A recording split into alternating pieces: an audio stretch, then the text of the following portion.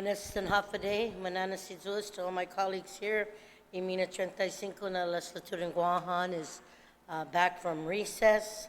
At this time, colleagues, we will now move into bill number 201-35 COR. I will recognize the author right now. Senator Regine Bisco-Lee, you are recognized. Buenas and half a day, Madam Speaker, and half a day colleagues. Madam Speaker, I'd like to again thank my colleagues for their input and support for Bill 200-35, which was discussed yesterday. And I'd like to make a motion to move Bill 201-35 COR into the third reading file and the opportunity to discuss it. Senator Lee, please proceed. Susan Masi, Madam Speaker, just to clarify, that's Bill 201-35 COR as amended by the Committee on Federal and Foreign Affairs, Telecommunications, Technology, and Labor, introduced by myself, to add an act to amend subsection 9141 of Chapter 9, Title 22, Guam Code Annotated, relative to the composition of the Workers' Compensation Commission and appearance of members at meetings and hearings by telephone or video conference call. Madam Speaker, just as important as updating the 30-year-old rates established under the Workers' Compensation Law is modernizing the process in which these claims are handled, in which these claims may be challenged or settled. The current experience can be unfair to both employee and employer, with old regulations resulted in delayed hearings. Retaining a lawyer for months on end can be cost prohibitive for workers and small businesses alike. And this is the driving force behind the reforms proposed in Bill 201-35. For the benefit of the public watching at home, this legislation amends the membership of the Workers' Compensation Commission in order to inject more experts into the adjudication process and to conduct business more frequently and in a timely manner. We are proposing to remove appointees from the Mayor's Council, the Guam Medical Society, and the Guam Society of Certified Public Accountants, and replace them with members recommended by the Guam Board of Nurse Examiners, Guam Board of Medical Examiners, and the Guam Chapter of the Society for Human Resource Management, SHRM. And at the Director of Labor's discretion, up to 2 members of the general public. Bill 201 also brings the Commission into the 21st century by allowing for members to be legally present in meetings or hearings via teleconference, telephone, or video conference. In addition, this adds a requirement of electronic recording of meetings and hearings while eliminating the current mandate for stenographic recording. We receive feedback from stakeholders who voiced their support for these reforms. I also want to thank the Guam chapter of SHRM for providing a technical correction to properly identify their organization. And Madam Speaker, at this time, I'd like to proffer several amendments for our further consideration. My first amendment, Madam Speaker, aims to impose civil penalties. Senator, I do apologize. I don't have the amendments in front of me. Okay, just a second. If the Sergeant of Arms can please send them to me. And if they have not been disseminated, please share with all our colleagues. Madam Speaker, while they're dispersing the amendments, I'd also like to make a motion to allow for legal to make technical corrections to the bill, inclusive of renumbering any sections that we might amend at this time. Thank you, Senator Lee. On that motion, are there any objections? Hearing none, motion carries. Does all my colleagues have copies of the amendments? Yes, it's coming your way.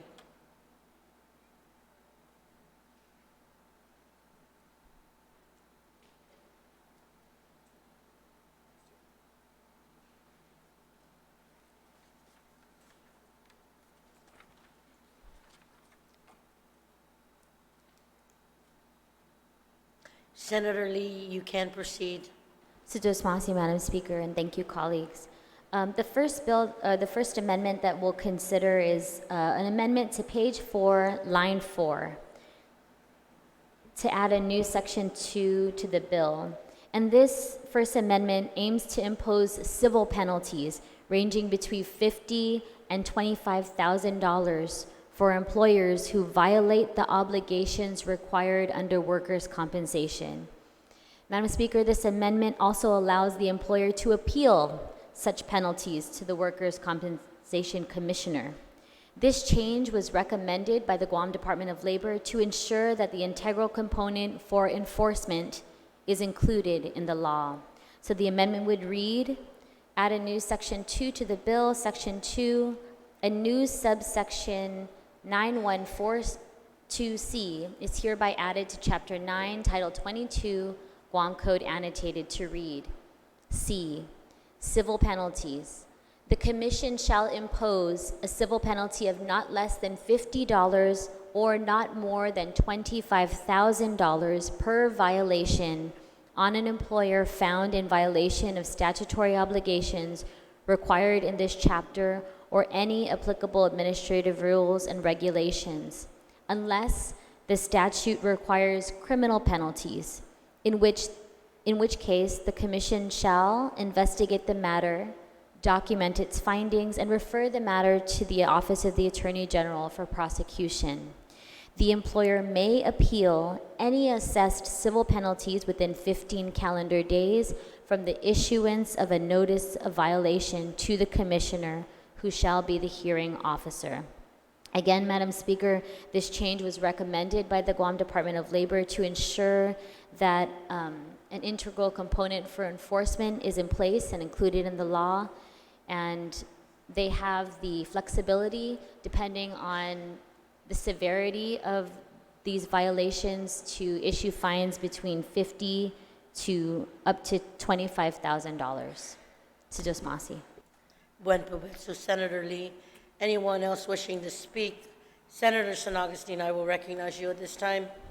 Madam Speaker, I rise in support of the bill. I only ask that maybe the author, or I'd like to maybe amend the amount from not less than 50 to maybe not less than $250. And the only reason why is because if the employer doesn't feel it in the wallet, $50 for any employer, it's really not a lot of money.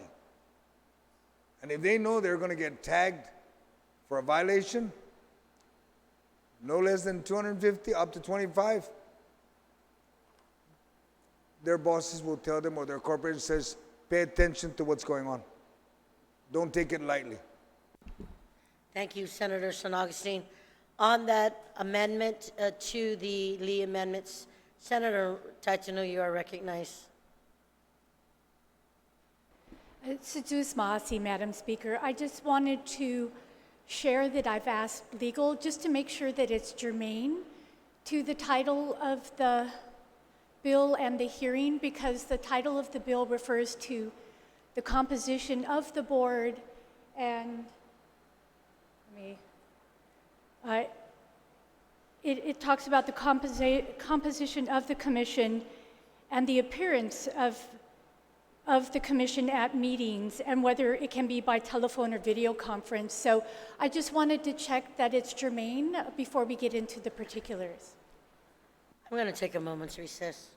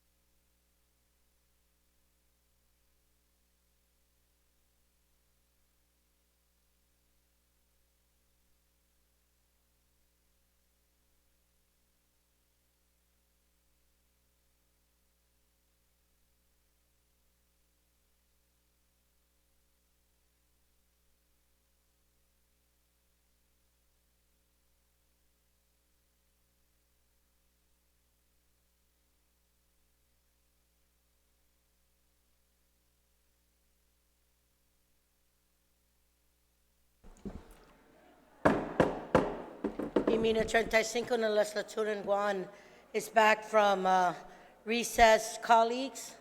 After discussion with legal counsel and based on inquiring with the author, I will rule that the amendment is germane and in order as discussions were included in the public hearing.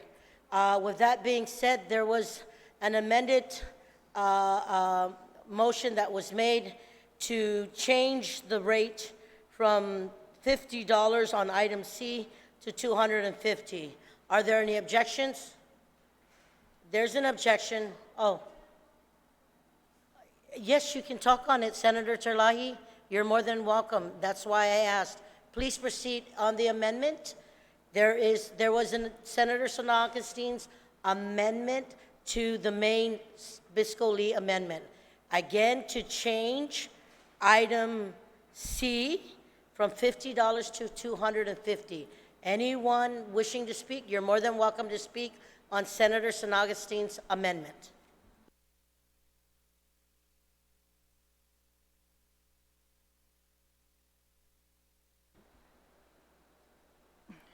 Madam Speaker, I don't know how to gauge this change from 50 to 250. I don't know how to gauge from 50 to 25,000 because this is an entirely different statute than what the bill was originally proposing to change, and so we don't even have that statute in front of us at this point, and I'd like to have some time to check it out. What are the current penalties and why we are changing these up?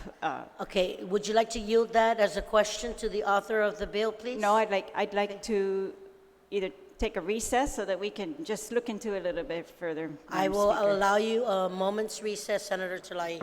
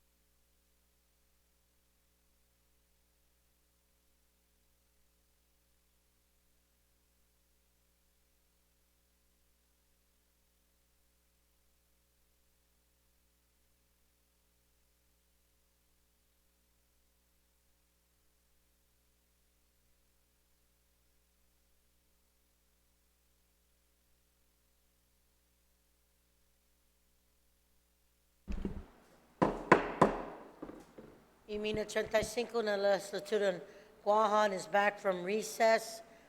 Senator Terlahi, Therese Terlahi, you still had the floor. Thank you, Madam Speaker. Thank you for the time to review the statutes that we're now citing in these amendments. I have no objection to raising the amount from 50 to 250, but like I said earlier, I really don't have anything to base that on. But, and I have no objection to including a penalty to allow the Workers' Comp Commission to have some teeth, I guess, or force behind its review. I am just concerned, and I'm just going to state it for the record, that, you know, there's a very fine line I feel like we tread here when we give public notice about one topic and we say we're going to talk about the composition of the commission and whether it can have its meetings telephonically or teleconference, and then we do something else. And so, like for example, you know, maybe we all agree with this, but still, I just feel like the stakeholders, we're going to cross that line by doing this once, you know, it's going to come to us the same way it came to prior legislatures when they were banned from making riders on bills, and, you know, they put into statute all kinds of limitations on bill making because they wanted to have notice. And so I just wanted to put that on the record that, you know, we have. And I want to point out, so we're right now going to add in civil penalties on 9142C, which is a different statute than what we were dealing with earlier. 9142C is a section in the workers' comp law that talks about not their ability to award compensation, but their ability to investigate, make studies and investigations with respect to safety provisions and the causes of injuries in employments covered by this title, and shall from time to time make to the legislature and to employers and carriers recommendations as it may deem proper as to the best means of preventing such injuries. So this was a recommendation statute at this point. In making such studies and investigations, the Commission is authorized to cooperate with any agency charged with the duty of enforcing any law, securing safety against injury in any employment covered by this title, or with any agency engaged in enforcing any laws to assure safety for employees. And then it talks about they shall have access to the records, any agency, to permit any agency to have access to the records of the Commission. And they can enter any premises and to do this type of inspection. But the main gist of the workers' comp law was to administer awards. And if an employer is preventing the award or blocking in any way, giving misrepresentations, there's a specific penalty for that. There's a specific penalty already in another statute for not allowing the money to flow as the commissioners have ordered. So, but I have no objection to the increase from 50 to 250. It's feeling a little arbitrary to me right now, but no objection to that. I'm hoping we can, you know, we will get some more input as to where these amounts come from. But right now, I'm hoping that the Workers' Compensation Board is doing what the statutes have already authorized them to do, and that is if they find anyone who is impeding the award of workers' compensation, that they are referring those to the Attorney General and for criminal prosecution. Because in the statute, it's very clear these are violations of criminal law. Si Diyos masi, Madam Speaker. Buen provecho, Senator Therese. On the Senator JSA amendment, are there anyone else wishing to speak? Senator San Agustin, would you like to close on that amendment? Are there any objections? Are there any objections? Anyone wanting to speak? If not, motion carries. On the main amendment proffered by Senator Bisco Lee, I did have Senator Torres, did you want to speak on the amendment as amended? No, Madam Chair, I was originally going to cite to that part in statute and discuss exactly what it is, but I believe one of the previous speakers, disclosed what the nature of that was, and so I think that this amendment is very appropriate and very necessary to add to that particular statute. So I just rise in support as well. Si Jules Masi, Senator Torres. Senator March Taitano, you are recognized on the Lee amendment as amended. Sujus Masi, Madam Speaker. So with the amendment, it's answering a call where the commission has said, or those associated have said, that they need to have some incentives, some teeth, if you will. Since we've been talking about similar issues the last couple of days, I'd like to ask the author of the amendment if there is the authority necessary in place already. Madam Speaker, and yes, I'll yield to the question by my colleague. So it's my understanding that online. Hunga, Madam Speaker, and it's good to hear that there was that thoughtfulness in the amendment and that there is going to be public notice and those processes are in place. So that was an important detail to have included. Sujus Masi. Thank you, Senator Taitano. Anyone? As I said, I don't have any objection to civil penalties. This provision of, and in any case where such employer is a corporation, the officers shall be also severally liable to such fine or imprisonment as herein provided. So we see the misdemeanor in several sections of this chapter, and I'm just wondering if the rules and regs, which are not in front of us, provide for fines, because I think that criminal fines are different than this civil penalty that we're now imposing, and I wonder if if there are any fines that have been adopted by rules or regs, if I may make that inquiry with the sponsor, Madam Speaker. Thank you, Senator Terlai. Senator Regine Biscoli, would you like to yield? Sujus Masi, Madam Speaker, if I could just request a brief 1-minute recess to confer Sure. with legal. Thank you. We are in a moment's recess.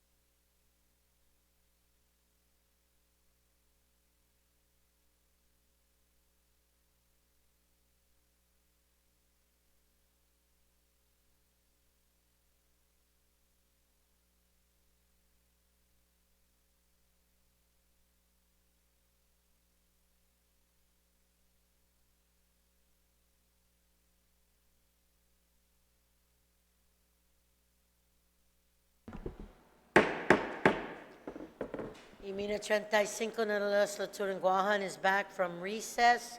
Senator Therese, you still have the floor. Thank you, Madam Speaker. In the interest of time, I'm going to withdraw that question. Regardless of whether there are fines possible, I have no objection to civil penalties being imposed. Thank you. I'll just leave it at that, Madam Speaker. Thank you, Senator. On the amendment, if no one else wishes to speak on the motion, are there any objections? Hearing none, motion carries. Senator, sorry. Thank you, Senator Lee, and I want to just extend publicly, I apologize. I should have afforded you the opportunity to close. But Senator Lee, you still have the floor. I understand you have another amendment. Please proceed.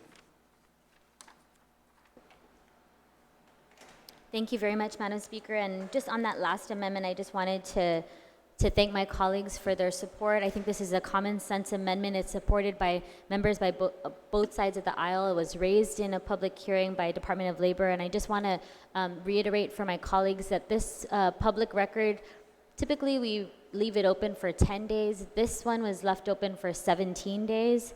And we just want to be able to give DOL the opportunity to carry out this enforcement piece, which is really important. And my final amendment, Madam Speaker, is tied to the previous one. It proposes that such civil penalties be deposited into the Guam Workers' Compensation Special Fund. This is a fund that already exists. And additionally, it would allow the Director of Labor to access the fund for the operation of the Workers' Compensation Commission.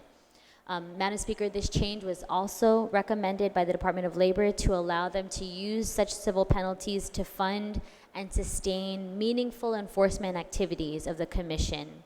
As noted by GDOL, this regulatory concept has successfully been utilized in other compliance divisions of the Department. One that comes to mind is alien labor. And it really helps them to offset the cost of supplies and equipment that are really essential for their enforcement activities without placing additional burden on the general fund. And so, again, that's an amendment on page 4, line 5, to add a new section to the bill to read Section 3D, Disposition of Civil Penalties. Fines collected by the department under the provision of this chapter shall be deposited in the Government of Guam Workers' Compensation Special Fund, as mentioned in subsection 9143, and may be accessed by the director, notwithstanding subsection 9143B, to be employed exclusively for the operation of the Workers' Compensation Commission. The director of the department shall include data in their annual report on all expenditures under this subsection to y legislatura. Si Diyos masi, Madam Speaker. Si Diyos masi, Senator Lee. Anyone wishing to speak on this amendment? If not, are there any objections? Senator Perez, you are recognized. Thank you, Madam Speaker. I just have a point of inquiry for the author of this amendment. Just regarding the, in her opening, she did mention about how they need money for the operations and investigation of any workplace accidents or injuries. I think that's very important. Just a question regarding, are there rules and regs in existence for the operation of this fund? Senator Lee, would you like to answer? It's my understanding, Madam Speaker, at the creation of this fund, those rules and regulations were adopted. Thank you. Senator Perez, does that suffice? Thank you, it does. Just maybe a follow-up question. Please ask. If that could be provided to the body, perhaps? Could the rules and What would regs- you like to be I just would like provided? to, I don't have access to that, so I'd appreciate if that information could be provided. You want it provided to the body or? The body or, yeah, on behalf you. of me, or to me, yeah. Thank you. Senator Perez, I'm just going to ask, would you like that done in hard copy or digital is fine? Thank you. Would you like to yield to that, Senator Lee? Sure, will do. Thank you, Madam Speaker. Thank you very much. On the Lee amendment, are there any objections? Hearing none, motion carries. Senator Lee, you still have the floor on the main motion. Thank have you a very couple of much, Madam minutes. Speaker. Situas Masi, to you and to our colleagues for allowing me to further strengthen Bill 201. It's my understanding that there may be some other amendments with regard to some of the naming of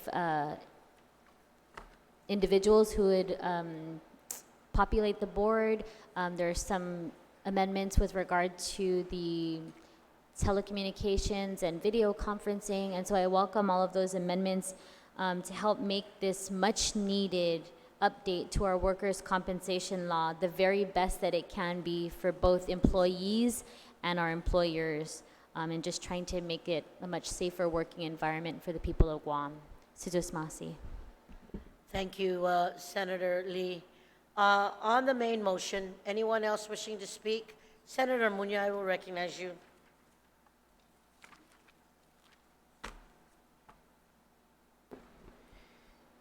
Thank you, Madam Speaker. I rise in support of this measure, but I do have an amendment on page 2, lines 15 and 16, and that is to scratch out the Guam on line 15, and then the for Human Resources Management Guam chapter on line 16, and to add predominant Guam civic organization for human resources professional. And I'll explain why. Madam Speaker, the Society for Human Resources Management, also pronounced SHRM, is the preeminent human resources professional organization in the United States. Likewise, the SHRM Guam chapter is the preeminent human resources professional organization here on Guam. Madam, this is a great organization, and I fully support one of their members being appointed to the Workers' Compensation Commission. The problem is specifically naming SHRM in codified Guam law. Now, SHRM is a private nonprofit organization. The name SHRM is not defined. Furthermore, if at any time in the future SHRM changes its name or merges with another, dissolves, then the commission will lose a seat until the legislature amends the law and finds another human resources professional organization. So, Madam Speaker, this amendment will not stop SHRM from being represented on the commission. Since SHRM is the preeminent HR organization on Guam, it will assure their representation. This amendment will protect the commission from losing a member if SHRM's existence or identity should change in the future. Thank you, Senator Muñoz. On that amendment, anyone wishing to speak? If not, are there any objections? Hearing none, motion carries. On the main motion,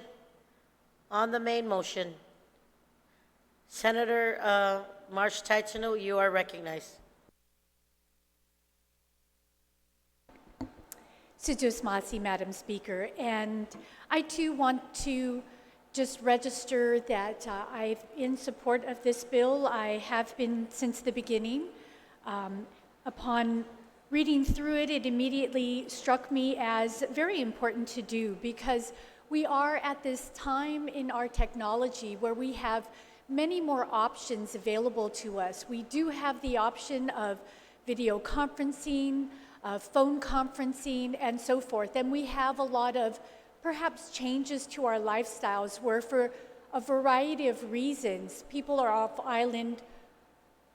Well, as I said, for a variety of reasons, be they medical, health-related, family-related, or otherwise. And so that can really slow down the important work of a commission. And so this is a very viable solution to situations like that, where the important work of the commission can be continuing forward. And I think it's important that we look at this across the board for our different boards and commissions and so forth, that we allow this sort of new technology to be helping us resolve some of these stopgaps that have been occurring. I do have a couple of questions that have come up in my experience in attending some of these commissions meetings, board meetings throughout the years. And so I'd like to ask a couple of these questions to the author if she would so yield. State your question, please. So my first question is whether the understanding is that this video file format meets the requirements necessary for submitting an audio file to the Office of Public Accountability. Senator Lee, would you like her to restate the question, or would you like to yield? Restate the question, Senator. I'd to know. One of our requirements for the open government law is to provide an audio file to the Office of Public Accountability and for them to be able to upload it onto their website. So I'm wondering if we know if the video file also meets that audio file requirement. Senator Lee, would you like to yield? Mrs. Masi, Madam Speaker, the answer is yes. Yes. Thank you. Thank you, Senator Lee. Senator Tatino. Assiduous Masi, and that's important to hear because it shows that everything is duly in order. The other is with the video files, we've had some occurrences where actually some meetings have been live streamed. And so I'm wondering if, at least in the author's thinking, if they had thought through whether live streaming would be considered meeting the requirements or the definition of this video file, or if there are any thoughts. A couple of the quote-unquote audio files that are there on the Office of Public Accountability are actually links to live stream videos or live stream. And so it's been interesting to think this through. So I'm just wondering if they had considered that live stream would indeed meet this definition or not. Maybe I'm gonna try and get so you're based on what you're asking is the live feed videos that are on the internet and online, if they meet the open government requirements. Right, they're looking through this if they had considered whether it did or not, and maybe they hadn't thought about whether it did. Thank you. Senator Lee, do you have would you like to yield to that? Yes, thank you, Madam Speaker. And just for my colleagues are referencing, first of all, I thank the retiring speaker for the question. And on page 3, line 5, I'll just read it aloud for everybody to follow along. Meetings and hearings shall be electronically recorded in audio file or video file format, but notwithstanding any other provision of law, rule, or regulation, they need not be stenographically recorded. All audio and video files shall be properly stored within the office of the Commission to ensure safekeeping and availability to the public consistent with existing laws. Madam Speaker, I'll also add that the audio file of a meeting streamed live would meet this standard, and our real intention here, Madam Speaker, in making this change is having these files, these documents of meetings, while we want to insist that open government law be followed, we want to give some flexibility that it not the requirement of stenographic notes and that kind of notation is not necessary if there is an accompanying audio or video file. And so I just want to reiterate that for the purpose of this section and what we're trying to pass in this bill, again, we're just trying to bring us into the 21st century here, Madam Speaker. Thank you. As provided by the agency, am I correct? Yes, thank you. For the record, Senator Taitano, does that suffice? Hungin, and I think the way that it was discussed really helps me understand or further think about that new situation that we're in where there is a link to a live stream video, or I'm not sure if that's what they're called. I just know that they're live stream, and then they become essentially a video. But I think what the author highlighted is stored within the office is going to be key for me understanding that it's not necessarily just the link, it's going to need to be the file itself that's downloaded. So I thank the author for providing clarification on that in this new set of technology that we're trying to update our laws on. Thank you, Senator Titano. Anyone else on the main motion? If not, Senator Lee, would you like to put it on third reading? Who? Oh, I apologize. Senator Terlayi, do you still want to speak on the main motion?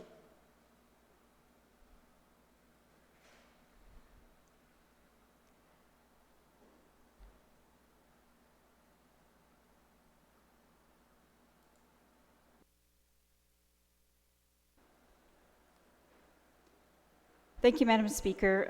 I support the bill to change the composition of the workers' comp.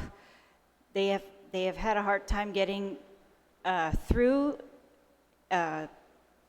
adjudications, and many people have been left waiting. And so I can see from the new composition, changing one appointee to a member of the Guam Board of Nurse, or recommended by the Guam Board of Nurse Examiners and the Board of Medical Examiners and human resource practitioners, that this is actually going to very much benefit the workers' comp and hopefully get these adjudications to be very efficient and completed is really the most important part. I have a couple questions on a couple parts here, and one is on page 2, line 7. It says at the director's option, 2 members from the general public. This will be members of the commission. And I guess I'm trying to figure out at the director's option, because the appointments are coming from the governor. And in all the other cases, they are recommended to the governor, or else the governor just chooses a person, such as a government employee or a labor union. And here at the director's option, do we mean like at the director's recommendation, 2 members from the general public, or just the director deciding whether we're going to put 2 or 1 or none, no additional members on? I guess that's, if the author would yield to that. I just think we should clarify that part, Madam Speaker, and I'll pause if the author will yield to that, or if anyone has a better suggestion. Thank you. Senator Lee, would you like to yield? Yes, absolutely, Madam Speaker. So our issue sometimes in many boards and commissions, and certainly with the Workers' Comp Commission, is there have been vacancies from time to time. And so the Department of Labor has asked if we could give them some flexibility to appoint members from the general public to ensure that at all times the total number of members shall be an odd number, just to ensure that they're able to move forward in their work. If any contentious issues come up, they're able to vote and move forward on that. So that's what I believe the intent of this addition is, and hopefully that answers the question. Thank you, Senator Lee. Senator Terlayi?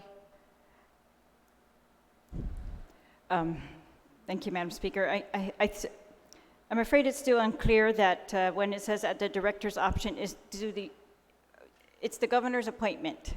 So what is the trigger? Either the directors are going to say, please appoint 2 more people, or do they get the option to say, please appoint 1 more?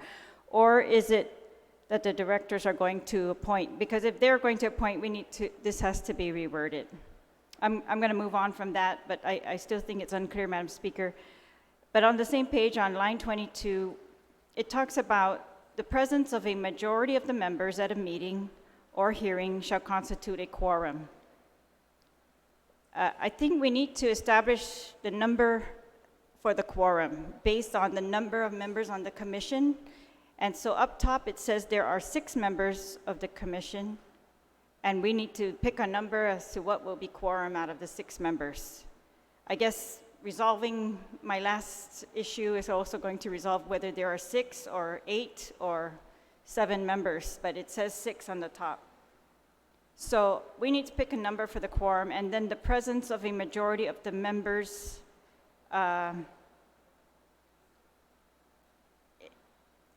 The way they do it here, Madam Speaker, is you need your quorum first, and then the majority of the members present. When you have a quorum, then that's what you need to act.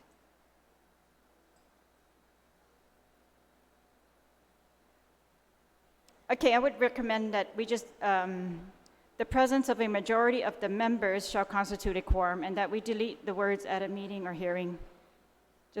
We're establishing a quorum there. If, that's my recommendation, Madam Speaker, to delete at a meeting or a hearing. Okay, so you're going to do an amendment to this amendment, and that first one would be to delete in a meeting or hearing. At a meeting or hearing, and it's just amendment to the bill, to delete the words at a meeting or hearing. What, If that's consistent with the intent of the author. can you tell me what page? Oh, page 2, line 22, subsection C. It says the presence of a majority of the members at a meeting or hearing shall Right. constitute a quorum. So the deletion would be at a meeting. At a meeting or hearing. Okay. On that amendment, anyone wishing to speak? Are there any objections? Hearing none. Oh, Motion carries. Senator Talai? yeah, I'm sorry. I don't mean to be a stickler here, but I think we also need to delete, never mind. Okay, my other Amendment? amendment has been passed out, and it's regarding the video live streaming. Okay, so the other part of this bill was to change, to allow them to conduct hearings, to make it easier to get a quorum, I believe, is to allow, if a member is physically unable to attend, that they will do this by video or telephone conference. So I was just, I'm suggesting by this amendment that we point back to a law that was passed earlier or in the last term that says that allows live video conferencing or live streaming, and that is 5 GCA 43122. And so my amendment would say they are allowed, if a member of the commission is physically unable to attend, that they may participate in a meeting via video live streaming in accordance with 5 GCA 43122 and the accompanying rules and regulations adopted pursuant to the same. At that time, the law outlined that you have to adopt rules in order to conduct this. And this was simply to protect not just the member who's appearing and wants to, participate in the meeting, but the public, because the public has a right to see who is making the decision, and especially in these cases, to see that person who is going to act in your case, and to make sure that you can kind of have eye contact with them, or you're presenting evidence in front of them. So we want to be able to make sure that they're doing this, and this would make it consistent with the existing law, Madam Speaker, so that all our meetings and hearings conducted via live or video, that they are treated the same. So we'll go ahead and take the First Amendment on I. Anyone wishing to speak? Senator March Taitano, you're recognized.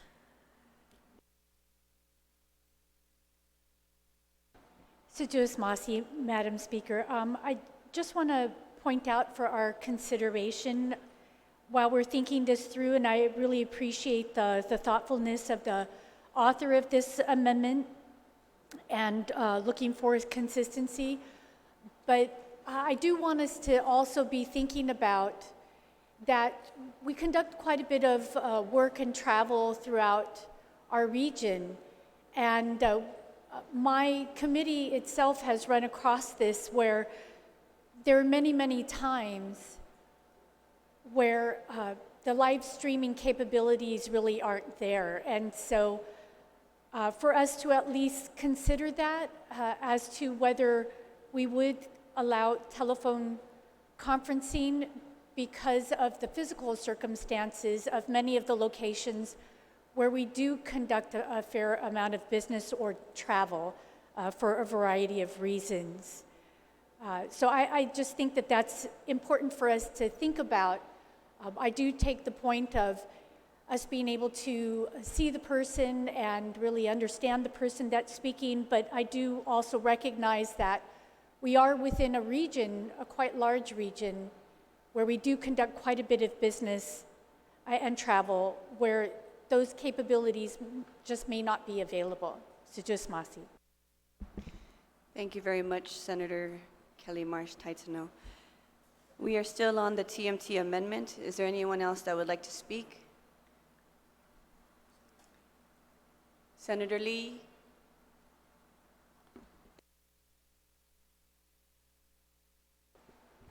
Madam Speaker, if I can just request a brief 30-second recess? Thank you. Yes, absolutely. We are in a quick recess.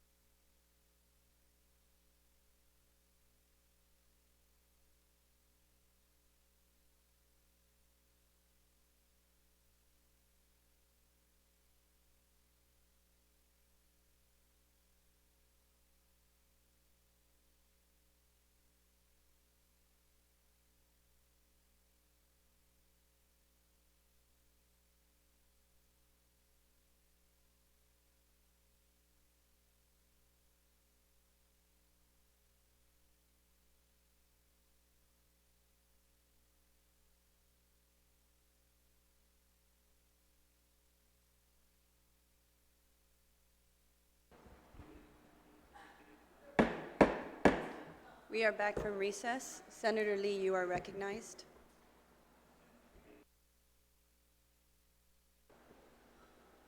Madam Speaker, I believe information has been shared by our legal counsel with the senator who raised the point of inquiry. So I guess I'd just turn it back to Senator who made the inquiry. I understand. Senator Kelly Marsh Titano, you are recognized. Sujus Masi, Madam Speaker. So, in looking for ways to try to keep the intent of the importance of this work, but provide some flexibility given the realities of the region that we're in, not only here within Micronesia, but the larger Pacific and even Southeast Asia. There are a lot of areas that we work in and travel to. I would proffer the amendment that where telephone conference has been struck out, to put that in, but to perhaps put in language that if video live streaming in accordance with the 5 GCA and then the section it notes is not available, so that it makes it clear that the video live streaming is the preferred, but given the physical realities of some of those locations, some of the locations we may be working in, that it may be the telephone conferencing. So it would, Okay, let's be, just Yep. so that it's clear, there's no written amendment, so we're going to follow along with what you are proposing, an amendment to the amendment. So can you please repeat your amendment to the Yes. amendment? yes, Thank gladly. you. So in each of the 3 places, the first 3 places on lines 3, line 6, and the last line, where it has telephone conference or teleconference, or again on the last line, telephone conference, or to restore those so that it would say telephone conference or video live streaming in accordance with, and then the section that it notes, to restore teleconference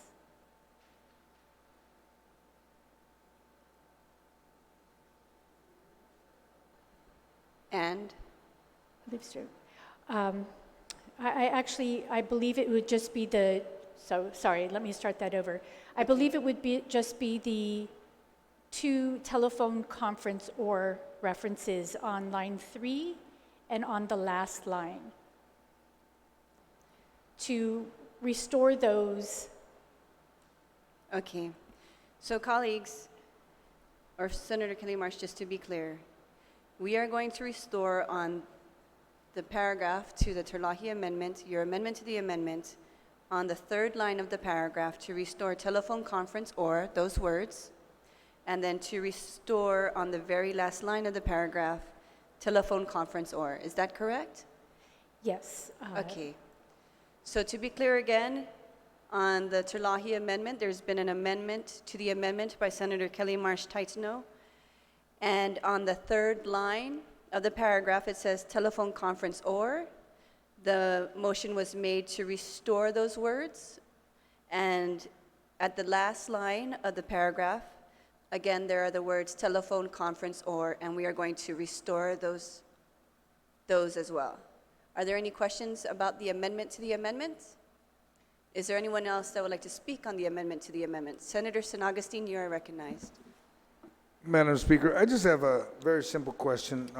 Maybe the author will explain. Restore what was lined out, but you're not restoring the part that comes after to the same teleconference or to the last line that says live streaming teleconference. They're all pretty much the same. Just restore what was struck out. I mean, maybe she can yield to that question. Thank you, Senator San Augustine. Senator Kelly Marsh Taitano, do you yield to the inquiry? Hungan, if I could just have a moment's recess because we did get some legal guidance, so I just want to make sure that I understood the guidance correctly. Absolutely. We're going to go into a quick recess.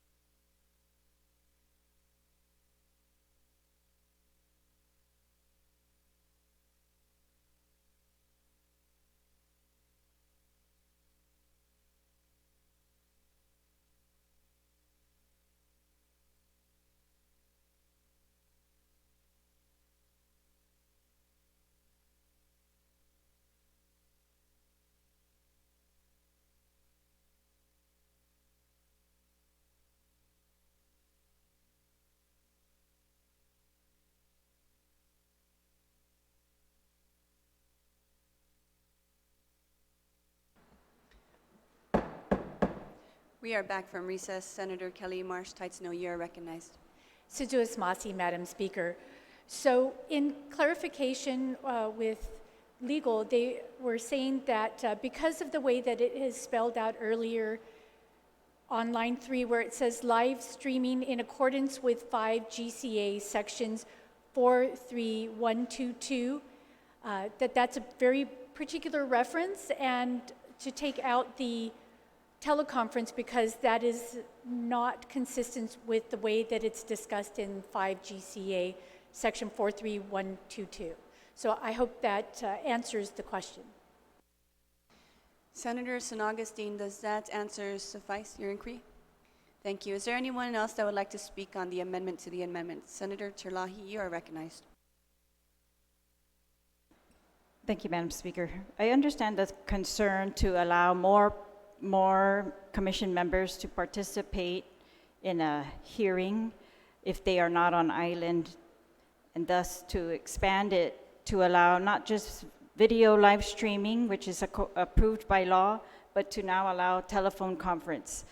I object to that, Madam Speaker, because I already think that the Workers' Comp Commission, they don't just conduct regular meetings like board meetings. They are conducting adjudications of persons' claims for compensation. It's like a mini trial, really, because they're entitled to present evidence to the commission. I would hope that the commission wants to be able to see this evidence, and there, is a back and forth. And people who are undergoing this type of claim, and I think the public, we are entitled to see the faces of the people who are going to make these decisions on our lives, and we are entitled to see their expressions. We are entitled for them to see ours. If I'm the witness or I'm the person who needs workers' comp, medical compensation, or employment compensation, that I would hope they're going to see also, it's part of the things that they consider, whether, they're going to have to decide whether they think somebody's telling the truth or not. And all of these things is why I prefer physical presence. But because the law already allows for a video conference, I say we can stick to that, but I don't want to allow simply a telephone conference that really leaves very little accountability. We can't see if that's really the person who's talking. We can't see whether there's somebody next to them who's influencing them. And that's another thing that we see during meetings. We see who's whispering to who, who's influencing them, things like this, which we are entitled to see. And I just think it makes for a more open process, and that these hearings especially be conducted with that type of protection. Thank you, Madam Speaker. Thank you, Senator Talahi. Is there anyone else that would like to speak to the amendment of the amendments? Okay, there has been an objection. Senator Kelly Marsh, would you like to close on your amendment to the amendment? No? Okay, there has been an objection to the amendment to the amendment. And all those in favor of the amendment to the amendment, please raise your hand. 1, 2, 5, 6, 7, 2, 3. Motion fails. We are now back to the original amendment. Is there anyone else that would like to speak to the original amendment? The original amendment is beginning on line 24, pages 2 to 3. Okay, Senator Talahi, would you like to close? Are there any objections to the amendment?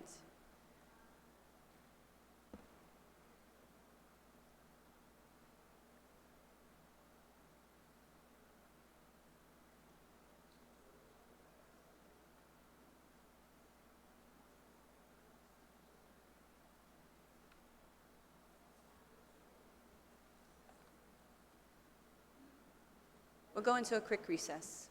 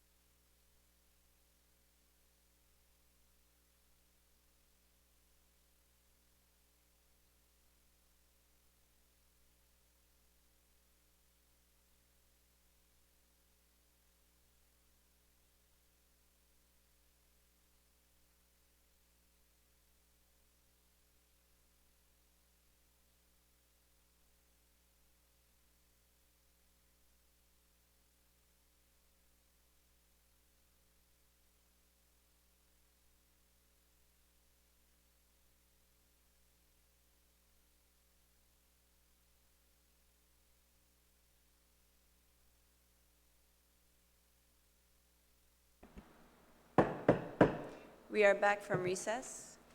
Senator Torres, you are recognized. Madam Speaker, I do not have any objection to the inclusion of live streaming or accompanying rules and regulations in this amendment. I think that that's proper and sound. But I do have an objection to the deletion of telephone conference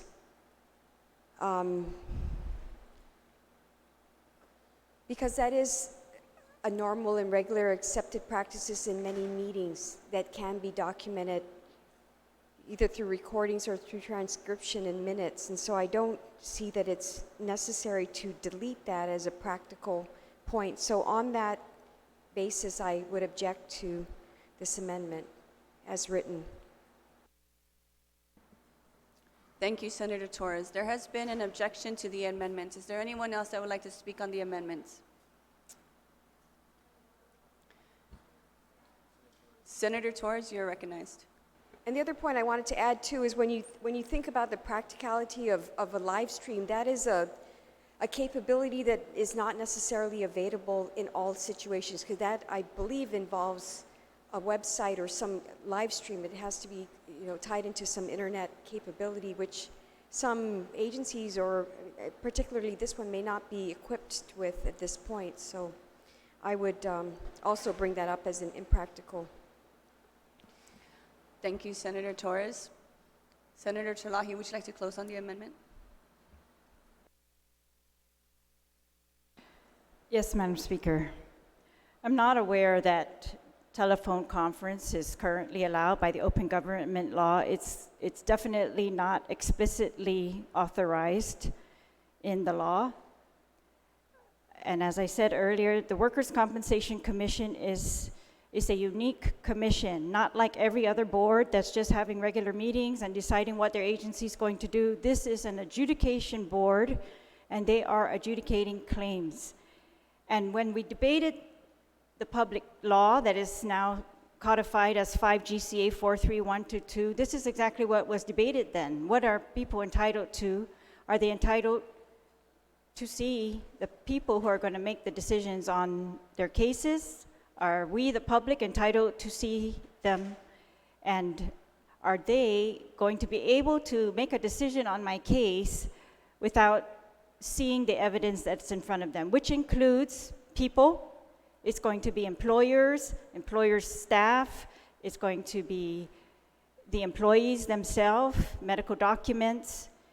And I just think it's imprudent of us to make an exception to policy that the Attorney General has already been working on to make consistent with the open government law, and that this would be inconsistent with open government, that we are not going to, at least for right now, for Guam, while we have no rules in place, that I think for the Workers' Compensation Commission, that we should require them to either be present or to make themselves present by video. This is an exception, Madam Speaker. I'm hoping it's not going to become a regular practice, that people are going to agree to be on boards and then simply not show up to the meetings. And so I think when they agree to be on the boards, that they should attend the meetings. And it's an exception that we are allowing, that they will be allowed to live stream. And live stream means live video. And this terminology also came up when they debated that other public law, whether we say video, live video conference, and they came up with this terminology to be encompassing of any type of video technology that's available. So I asked my colleagues to not take that type of chance with the workers' comp. If you want to open up other meetings of regular boards and their adjudications and deny the public from seeing these people who are making the decisions, and let's do that by a different bill. But by this bill, let's just keep the workers' compensation practices consistent with, face-to-face adjudication, being able to present evidence in front of the decision makers, and the live streaming that is currently authorized by law, that we have them conform to those rules. Thank you, Madam Speaker. Senator Mary Torres, I'll recognize you for the point of information. When I referred to telephone conference, I was also meaning in this, which was struck out, telephone conference or video teleconference. So a video teleconference involves the visual participation as well. So I meant to say one and the same, telephone conference and video teleconference, which I believe will suffice with the face recognition and the ability to see everything that is in the room and to be seen as you're speaking and analyzing. Thank you. Just to clarify, there is, in the amendment, there's nothing that references video teleconferencing. In the amendment, it's video live streaming. Okay, so I'm going to, oh, and actually, we're going to take a quick recess.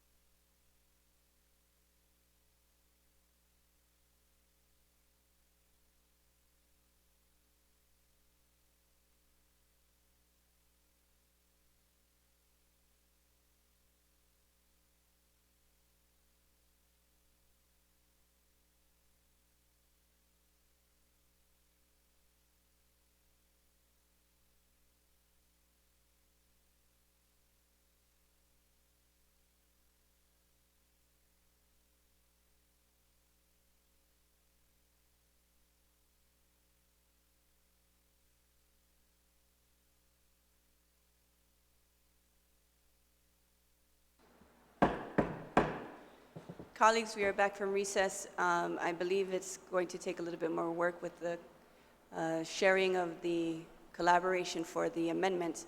And so I'm going to call a recess until 2:30. And in that time, just be aware that immediately after this bill, we are going to move to Bill 204 and then anticipate perhaps an opportunity for Committee of the Whole. Okay, thank you very much. We are in recess till 2:30.